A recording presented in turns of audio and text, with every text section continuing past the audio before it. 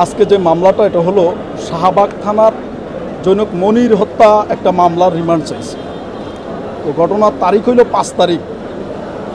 5 তারিখ তো 11টা থেকে 1টা। দীপু মনি তো আর ওখানে উপস্থিত ছিলেনও না।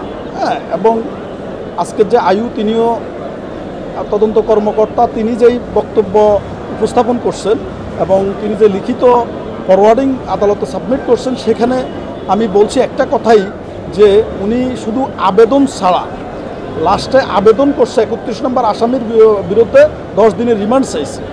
এই ছাড়া উনি একটা সিঙ্গেল ওয়ার্ডও কোথাও দীপুমণির বিরুদ্ধে নাই এবং মামলার এজাহারও স্পেসিফিকভাবে দীপুমণি কী অপরাধ করছে সেই বিষয়ে নাই। সেই প্রেক্ষিতে আমি আদালতের কাছে রিমান্ডটা নামঞ্জুরের প্রার্থনা করছিলাম। বসুন্ধরা ডায়াপেন্ট এখন আরো উন্নত। এই hot air through top sheet দ্রুত শোষণ করে সোনামণিকে দেয় কোমল অনুভূতি। আচ্ছা, দীপুমণি কি আদালতে এমন কিছু বলেছেন যে একমাত্র কি ওনারা মরে গেলে কি বিশ্বাস করবে কি না যে তারা যে অনেক অসুস্থ?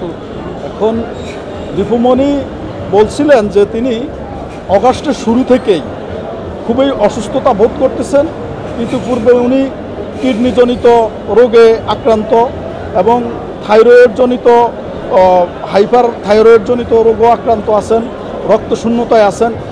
হসপিটাল কারা কর্তৃপক্ষের ডাক্তার তার ব্রেন স্ট্রোকের নির্ণয়ের জন্য একটা পরীক্ষাও দিয়েছেন।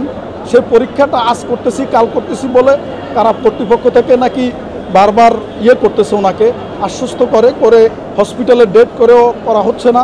হ্যাঁ, আজকে উনি মনে করছিলেন তাকে হসপিটালে নিয়ে আসতে হচ্ছে, কিন্তু উনি পরবর্তীতে জানতে পারলেন তাকে আজকে বিজ্ঞ আদালতে উপস্থাপন করা হচ্ছে।